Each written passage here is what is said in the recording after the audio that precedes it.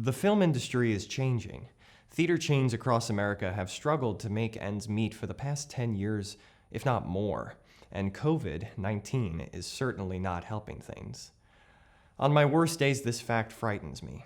Why am I spending so much time raising up the next generation of filmmakers if film itself is changing radically? And there's a practical answer, and there's the real answer. The practical answer is the industry is changing, but it's not going away. Amazon, Hulu, and Netflix are producing more independent original content than ever before. I myself am at my busiest during this season, filming all sorts of orientations and remote meetings for different companies in Palm Beach County. And so, practically, these skills are really handy to your students, no matter what the future of the feature film looks like. But that's not the true answer. That's not the best answer. The best answer is that it was never about the skill in the first place. Here at the King's Academy, myself and my fellow teachers believe in teaching for eternity. Teaching not for this moment now, in the practical world, but teaching for salvation. We want to instill them with the attributes of humility and grace and kindness and trust and truth. In short, we look forward to the day where we can worship God Almighty in heaven side by side with your student. That's our focus. And we do that through teaching history and math and science and filmmaking. But how do we do that in filmmaking? How is it that we can make movies and yet become better versions of ourselves? The answer is twofold.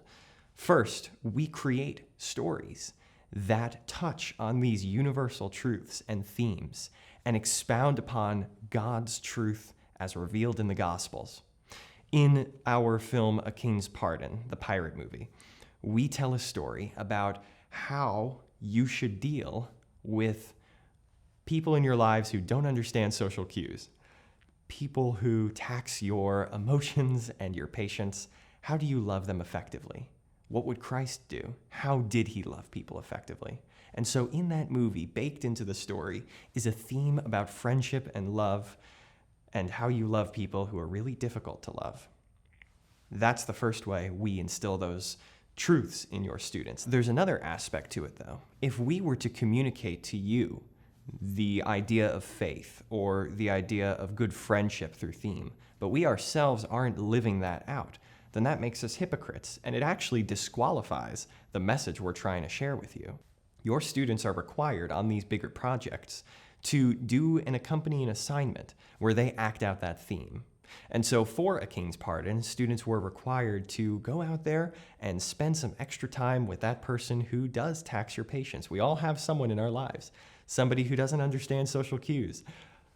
The students needed to spend time with them and find a way to enjoy their presence and love them as Christ has loved us.